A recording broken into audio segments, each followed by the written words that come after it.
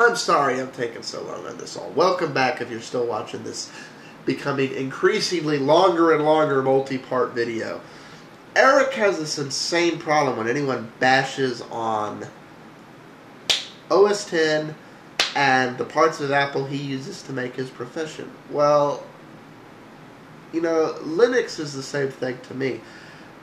I could not do some of the contracts I bid on cost effectively without Linux.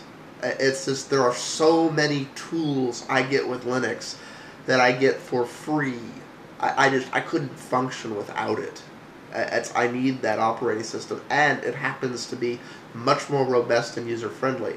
Some things it would take me 4 times as long to do in Windows and OS X, just because of the UI disabilities. And I bet you he's going to take it personal that I'm pointing out all the ways he's lied.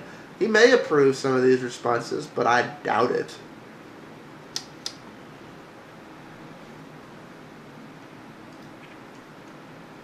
Programming is that they only think about programming, but not about user-friendliness or the interface, it seems like most of the time. Okay, I've covered that. It's one, and typically one person does all the programming, makes the thing, and then another person goes on and makes it user-friendly, which would not work anywhere else except the open source community.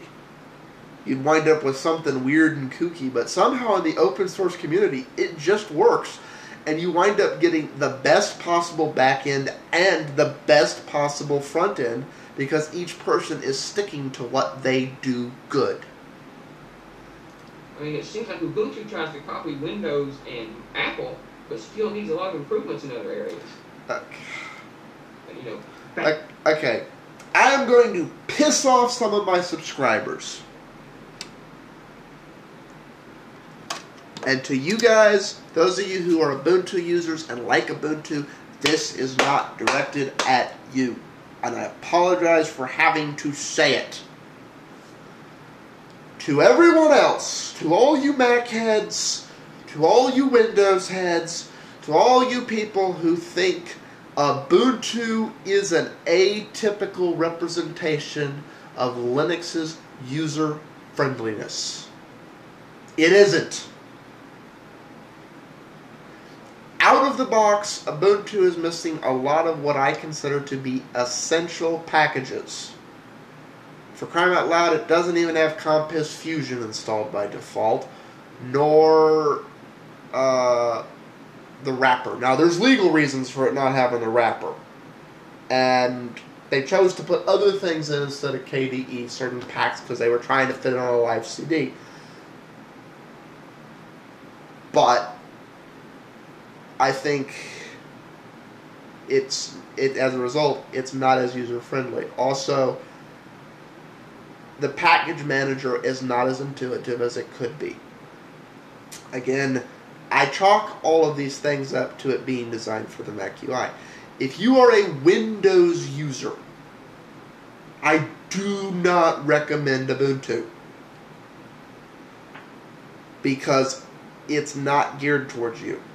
It's geared towards somebody who likes the Mac-style UI.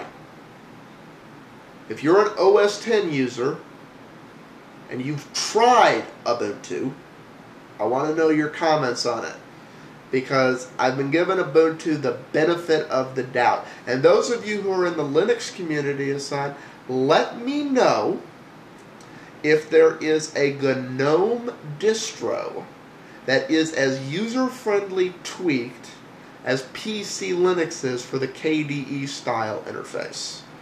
Like, it's very well tweaked for that, for people who are used to the Windows style interface. Not so much for people who are used to Mac. If there is a distro like that, that uses and is tweaked for the GNOME desktop, and to make as smooth a transition for people coming off of Mac, I'd love to know what it is, because I'd like to have that in my repertoire to recommend to people. Because I don't recommend PC Linux OS to Mac users, because I know it's not going to be a smooth transition for them. But this is pissing off, and I doubt I'm the only person who uses Linux who's pissed off about this, that people think Ubuntu is the end-all representation of what the Linux OS is capable of. I'm sorry to rant on that for so long. Add documentation. Most of the time, the documentation is written in a way that only experts can understand. When you use open source software, if you encounter even a simple problem, you may have to read through hundreds of documents or forums. That's cool. Okay, that's the other thing. Part of what makes a good Linux distro is the community support.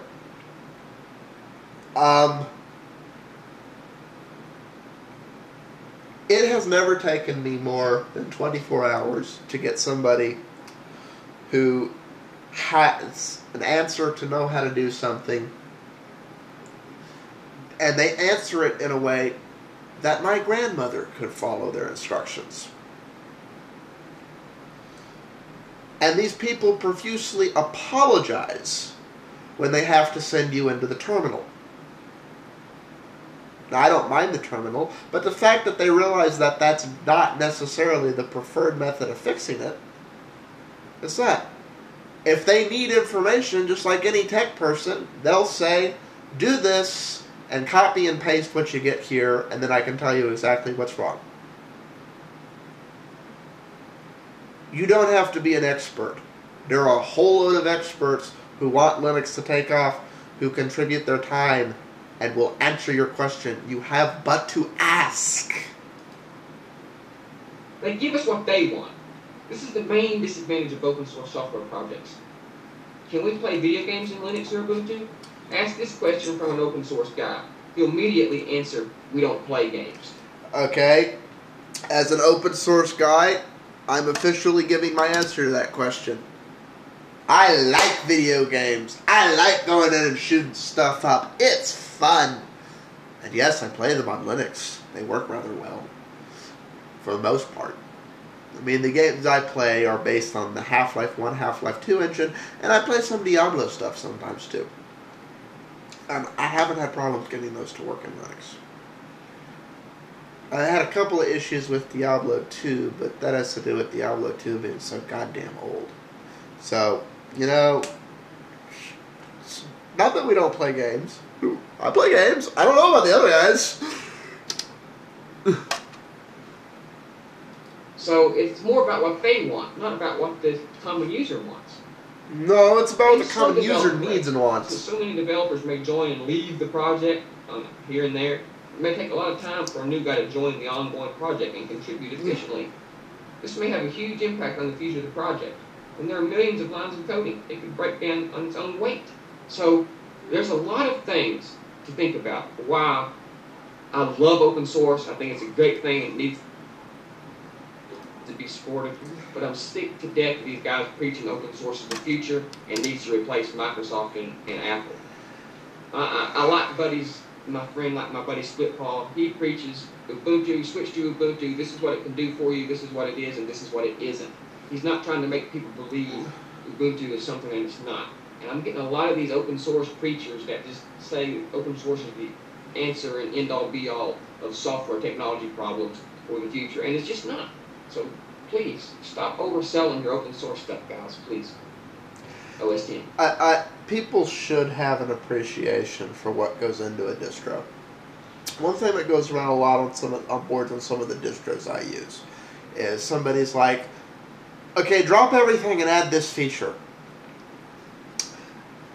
And the main driving force behind one of the distributions has a great sense of humor about it. He's like, yeah, I'll get on that as soon as I get my head out of this vice over here, okay?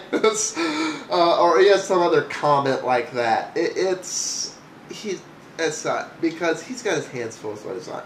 Granted, he's not opposed to anything being added on, and if you go and do the development yourself, I have a feeling to like rush walk it through and get it into the installer, son.